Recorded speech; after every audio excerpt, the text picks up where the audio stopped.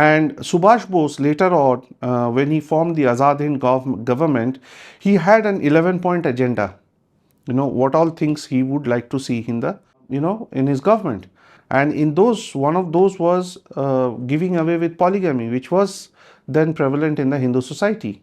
Giving away, starting off, more and more of widow marriage, girl child education, training. All this we will come in more details, because each of the pillars that Subhash Bose built while building his iron, army as well as the Azad Hind government was completely inspired by the theology of Swami Vivekananda.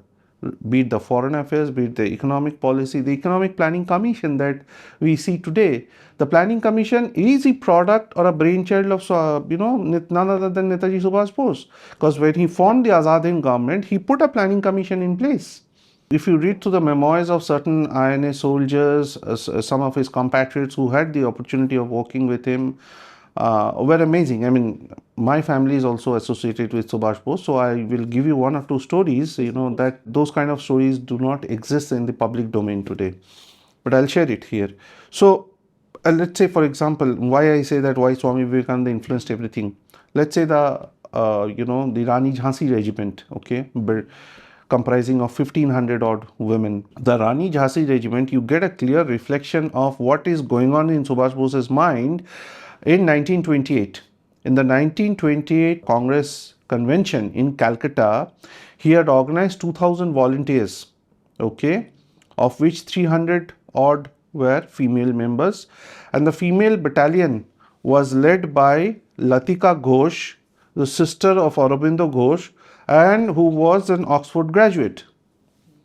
She was also trained in the military, expertise. She also had trainings, and she was the person who was leading those 200 odd or 300 odd women, and they inaugurated the session.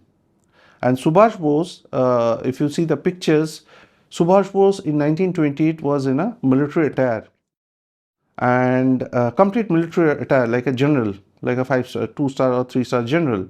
And all these he does right in 1928. So forming an army was right there in his mind from his very early stages, a proper army. And that is how he secured the army training also while studying in Scottish Church College. And forming of the Rani Jhansi Regiment, it was completely inspired by Swami Vivekananda, because he lived the teachings of Swamiji. He lived the teachings of Swamiji, and that is how, for women empowerment, he had actually developed these Naris or Nari Shakti right in 1928. And this actually gets a more detailed view. We get a more detailed view of it when we look at the trainings of the Rani Jhansi Regiment, when they were getting trained in Sianan, Singapore, which is Singapore, or in Burma. And what do we see?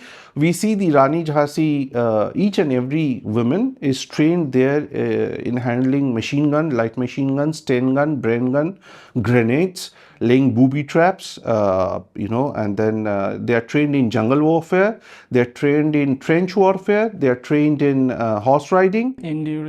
Endurance training, of course, endurance training is obviously as a part of it. And they all get up and start their trainings at 6 o'clock, and their day ends at 9:30 in the night. And all these are purely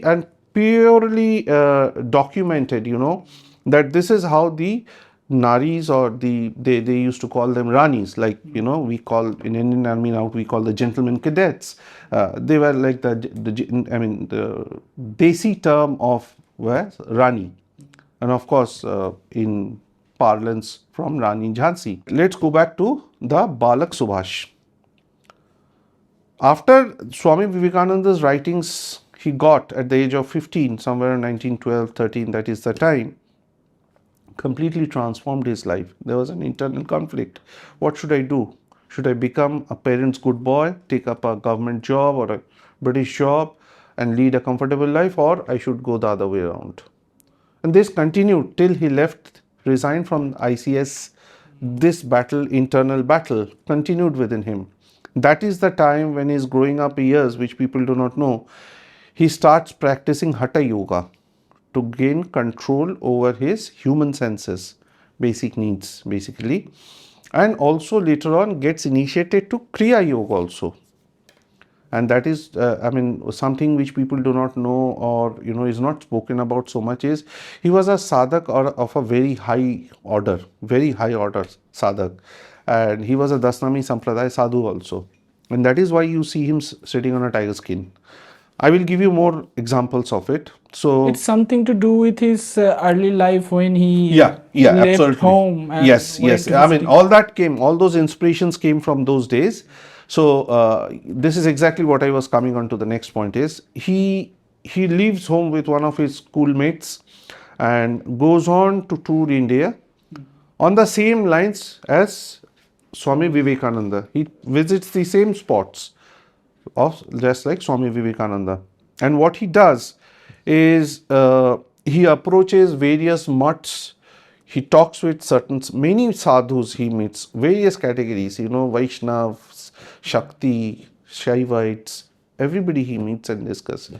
Because he wanted to understand what he should do, what should be the right path, and that is why he's exploring. Just like Swami Vivekananda, he's exploring everything. To understand what India means. What not India means, but what should be the path for him. He was more concerned at that point of time when he was trying to understand spirituality to its core. He was trying to understand what should be his right path. That's what I said. That also reflects, as you explained, on this Jhansi. Exactly. All the regiments. All those are Understanding coming. all the regions of India. Correct. So all these come into play when he becomes the supreme commander. But while on those, during those formulative years, some specimens come out. Mark my words. Some specimens come out and show you the future, that what this man is thinking of. And this is just not about Indian freedom struggle, but Indian freedom struggle on the lines of Shaktivad. Indian freedom struggle on the lines of Shakti worship. And to propagate Shakti worship, and this is why Swami Vivekananda introduced Durga Puja in 1901 in Ramakrishna Mutt or Belur Mutt. Because he wanted the Bengalis to come out with that element of Shakti in them. And today, if you really look at Chandi, the 700 slokas from Markandeya Puran, what does it do? It actually invokes, or you invoke the Divine Mother, Shakti, to give you strength to overcome all those negativities within yourself, to get, to gain strength within yourself. It's just not about physical strength, but it is also about mental strength. It is also about strength of your thoughts. Not only strength of body, but strength of thoughts. Through strength comes clarity. Exactly. Absolutely. The clarity of thoughts.